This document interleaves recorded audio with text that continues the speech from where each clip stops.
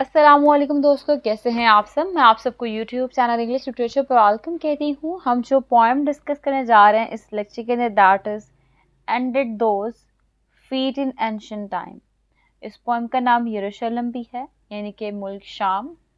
ये जो पोएम है, पोइट ने इसके अंदर एक विजनरी और स्पिरिचुअल रिवाइवल के लिए, सोसाइटल रिवाइवल के लिए कॉल दी है। एक विजनरी कॉल है इंग्लैंड के अंदर। पोएट क्वेश्चन करते हैं, क्या कभी भी इस लैंड के ऊपर गॉड ने अपनी ग्रेस दिखाई है। इंडस्ट्रियल जो रेवोल्यूशन हुई उसका क्या नेगेटिव इम्पैक्ट हुआ इस लैंड पे, ये उससे डिस्कॉन्टेंट जो इनकी फीलिंग है वो एक्सप्रेस करते हैं।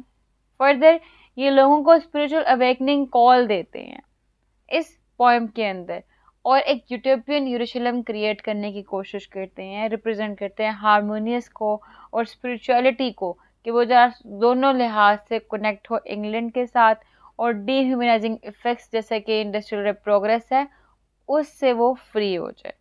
ये इनकी विश है जो इस पॉइंट में ये एक्सप्रेस करने वाले हैं इस आइडिया को। अब लाइन बाय लाइन एनालिसिस करते हैं। पोएम जो है उसमें 4 स्टेंजा है और ईच स्टेंजा जो है वो 4 लाइंस के ऊपर कंसिस्ट करता है। इसमें थर्ड स्टेंजा को छोड़ के बाकी सब स्टेंजा की जो राइम स्कीम बनती है वो A B C B बनती है। ठीक है, अब हम पोएम का लाइन बाय लाइन एनालिसिस करते हैं। पहली लाइन है, Ended those feet in ancient time, walk upon England's mountains green, and was the holy lamb of God on England's pleasant pastures seen। तो कहते हैं हिस्टोरिकल सेंस में ancient time का जब वर्ड यूज किया गया तो पूछा गया कि did the feet of Jesus Christ walk in England in the past. क्या पास्ट में जो जीसस क्राइस्ट है उनके जो फीट है उन्होंने वॉक किया इंग्लैंड के अंदर, मतलब उनके कदम पड़े इंग्लैंड में।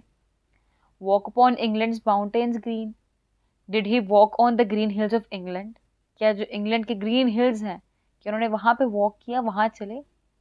And was the holy lamb of God, was Jesus the pure and sacred lamb of God on England's pleasant pasture seen, observed on England's delightful meadows।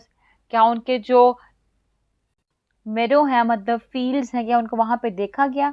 यानी थ्रू एंड थ्रू इसके अंदर questions किए गए हैं। पूछा गया है क्या किसी ने क्राइस्ट को इंग्लैंड में देखा था पास्ट के टाइम में। क्या किसी ने उनको जो इंग्लैंड की ग्रीन हिल्स है उसके ऊपर चलते हुए देखा। क्या वो जो प्योर और बिल्कुल सेक्रेड लैम्ब है गॉड की और जो चीजें थी क्या किसी ने उनको इस इंग्लैंड की फील्ड्स पे, डिलाइटफुल फील्ड्स पे ऑब्जर्व किया। यहाँ पे जो फीट इन एंशिएंट टाइम है ये सिंबल है डिवाइन प्रेजेंस का और स्पिरिचुअलिटी का। बेसिकली यहाँ पे feet of ancient time refer कर रहा है फीट ऑफ जीसस क्राइस्ट को, उनके फीट को, उनकी प्रेजेंस को रिप्रेजेंट कर रहा है।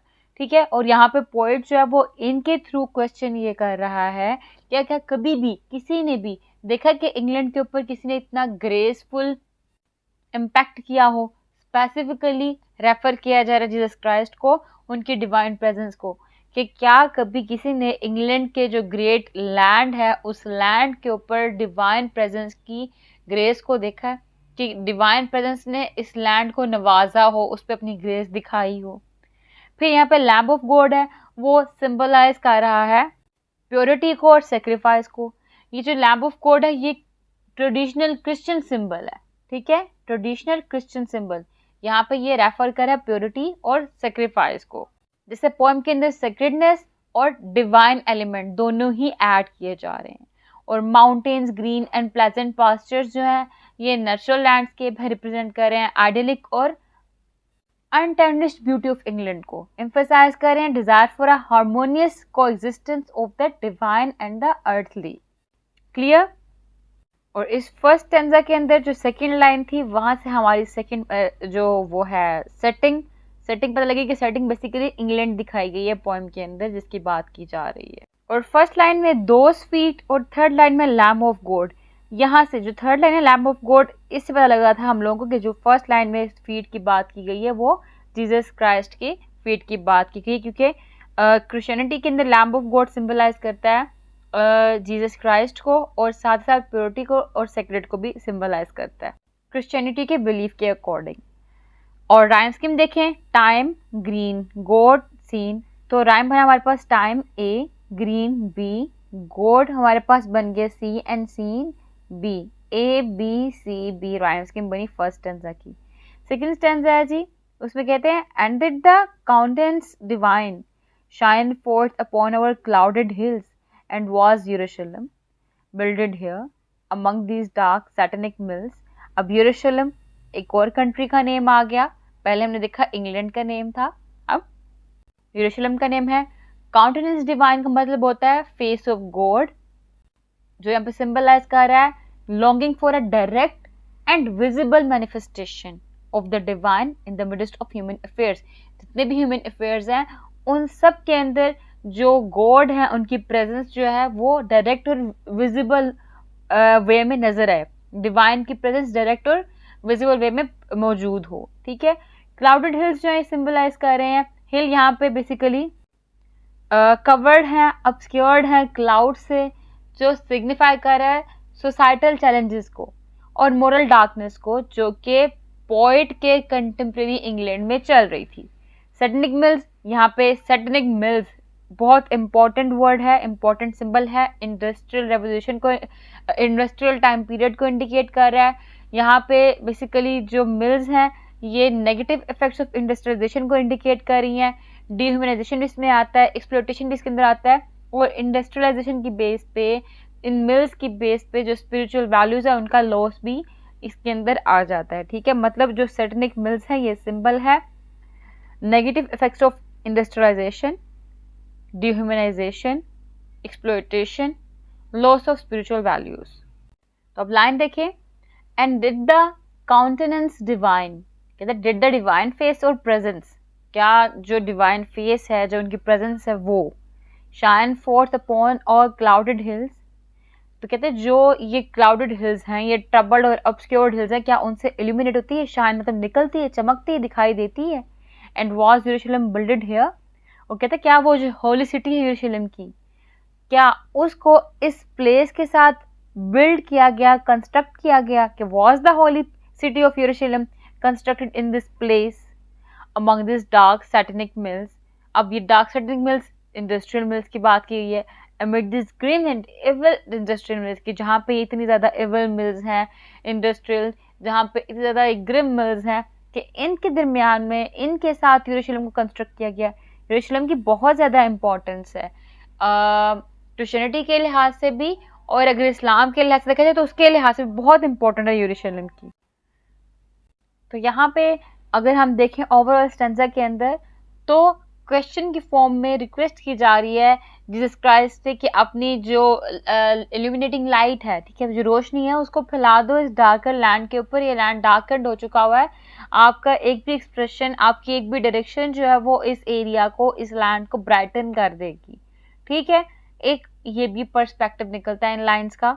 और वर्ड यरूशलेम के साथ सैटेनिक मिल्स यूज करना, यरूशलेम एक peaceful kind of religious perspective से देखा जाए तो बहुत ज़्यादा स्पिरिचुअल प्लेस काउंट होती है, और ऐसी प्लेस जिसको ब्लेस्ड प्लेसेस में से एक कहा गया वो भी काउंट होती है। और सैटेनिक मिल्स कहते हैं यरूशलेम जो कि एक ब्लेस्ड प्लेस है, उसको सैटेनिक मिल्स ने जो है ना क्या कर दिया हुआ है, डिह्यूमनाइजिंग इफेक्ट डाल दिया हुआ वहाँ पे। यानी जहाँ इंग्लैंड है, पॉइंट यहाँ पे रेफर कर रहा है इंग्लैंड के बिल्कुल साथ यरूशलेम है, और यरूशलेम वहाँ पे सैटेनिक मिल्स भी हैं। यानी कि एक होली लैंड, उस होली लैंड के साथ साथ वहाँ पे इंडस्ट्रियल थिंग्स, ये दोनों पैरेलल एक दूसरे के साथ साथ कैसे, ये कंट्रास्ट दिखाया गया हुआ है डार्क एंड लाइट का पोएम के अंदर। मतलब यरूशलेम एक लाइट है तो सैटेनिक मिल्स डार्कनेस है। तो ये स्टैंजा कंप्लीट हुआ। आई होप कि आपको इसमें क्लियर हो चुका होगा कि वहाँ पे एक तो रिक्वेस्ट की जा रही है गॉड से कि अपनी जो डिवाइन लाइट है उसको इधर इस लैंड पे करो, क्योंकि लैंड जो वो डार्कर हो चुका हुआ है। दूसरा यहाँ पे बात है कि यरूशलेम को भी इंग्लैंड के साथ ही बिल्ड किया गया है, क्योंकि इंग्लैंड के अंदर तो इंडस्ट्रियलाइजेशन आ चुकी हुई है, उससे हर जगह एविलनेस फैल रही है और हर चीज़ डिस्ट्रॉय हो चुकी हुई है। तो यरूशलेम इस इंग्लैंड के साथ कैसे, ठीक है, ये चीज़ यहाँ पे क्वेश्चन है। और इसके ऊपर जो एक्सप्रेशन ऑफ वंडर है पोएट का।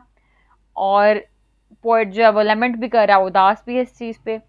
राइम स्कीम देखें तो डिवाइन हिल्स हेयर मिल्स, तो मतलब राइम बन गया divine A, hills B, here C, mills B, A B C B rhyme scheme बन गई इसकी। नेक्स्ट है थर्ड स्टेंजा, उसमें कहता है bring me my bow of burning gold, bring me my arrows of desire, bring me my spear O clouds unfold, bring me my chariot of fire. यहाँ पे bow of burning gold, arrows of desire, chariot of fire, ये सब represent कर रहे हैं poet की passionate desire for spiritual and social change. कि poet जो है वहाँ पे स्पिरिचुअली भी और सोशल चेंज भी चाहता है।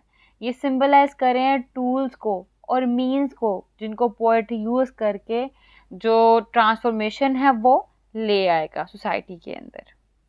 अब यहाँ पे ना bring me my bow of burning gold, यानी कि बात कर रहा है मुझे पावरफुल और रेडियंट बोर्ड दो, ठीक है। वो रिक्वेस्ट कर रहा है कि give me my powerful and radiant बो। फिर है bring me my arrows of Dzire, यहाँ पे डिजायर मतलब यहाँ पे रेफर किया जा रहा है कि मुझे मेरे एरोज ऑफ पैशनेट लॉन्गिंग के, जो मेरी डिजायर है, जो लॉन्गिंग है, मेरी जो विश है, मुझे वो दी जाए।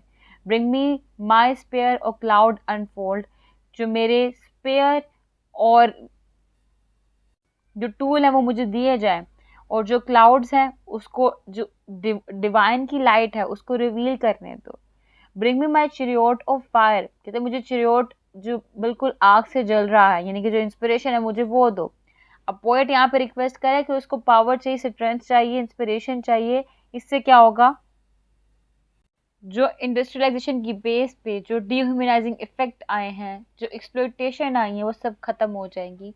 मैं अपनी पावर को, अपनी स्ट्रेंथ को यूज़ करके और जो डिवाइन लाइट है उसकी बेस पे, उनकी मदद से जो सोसाइटी है उसके अंदर रेवोल्यूशन ले आऊँगा, ट्रांसफॉर्मेशन ले आऊँगा, स्पिरिचुअली भी और सोसाइटी के अंदर जो करप्शन चल रही है उसको भी ख़त्म कर दूँगा।